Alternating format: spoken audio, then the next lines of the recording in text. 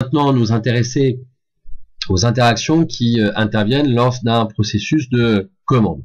Alors, pour voir ces interactions, on va acheter, par exemple, ici un kit de golf. Hein, donc on l'a choisi, on l'ajoute au panier. On va ici visualiser le contenu du panier et valider notre commande.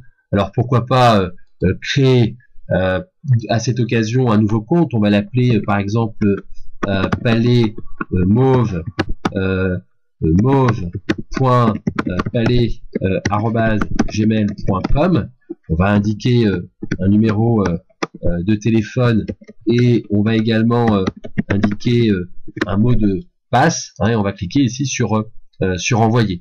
Donc le compte a été généré, a été créé, on est ici identifié, et on retrouve donc ici le panier. On va valider la commande, on va indiquer une nouvelle adresse postale, on va indiquer un code postal, on va indiquer ici la ville, on va envoyer. Donc on a effectivement ici notre adresse, on va confirmer, on va choisir cette adresse de livraison, on va procéder paiement, on va renseigner normalement les différents champs concernant la carte bleue. Ici, il n'y a pas de procédure de contrôle, donc on va valider, et normalement notre commande effectivement est bien enregistrée, c'est ce qu'on nous annonce ici. Et si on va sur commande, on constate qu'effectivement cette commande a été enregistrée, elle porte le numéro 10 et elle est en cours de validation par le service comptabilité. Alors justement, en tant que service comptabilité, lorsque le service comptabilité clique sur le service comptabilité consulte les différentes commandes émises. Donc vous avez ici la commande numéro 9 qu'on a passée tout à l'heure, la commande numéro 10 que mauve.palais@gmail.com vient de passer à l'instant. Eh bien, on va valider, puisque il y a eu paiement, on va valider et émettre le bon de commande. Et lorsque vous validez, vous émettez le bon de commande, la commande sort de la liste destinée au service comptabilité. Par contre, cette commande va apparaître ici sur la rubrique le service stock, la validation des commandes. Et vous voyez que on a donc le numéro qui apparaît, avec ici le nom du produit qui apparaît, la quantité souhaitée. Alors le service stock peut constater que il y a suffisamment de stock, donc on va cliquer sur valider la commande et il n'y a plus aucune commande à valider.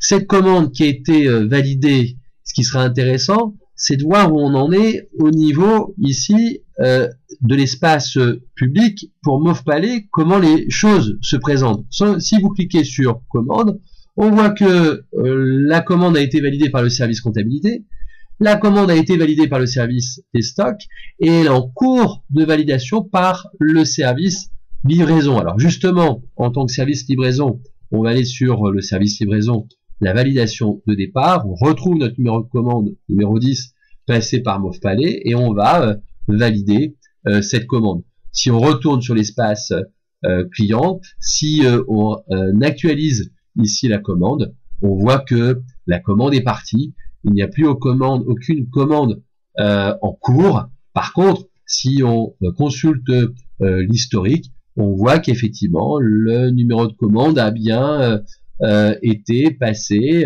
à telle date, à telle heure, et que ça a été livré. Je vais me déconnecter de l'espace client, et éventuellement, pourquoi pas ici, revenir sur tous les produits. Pour toute information complémentaire, n'hésitez pas à nous contacter ou à consulter la documentation technique écrite.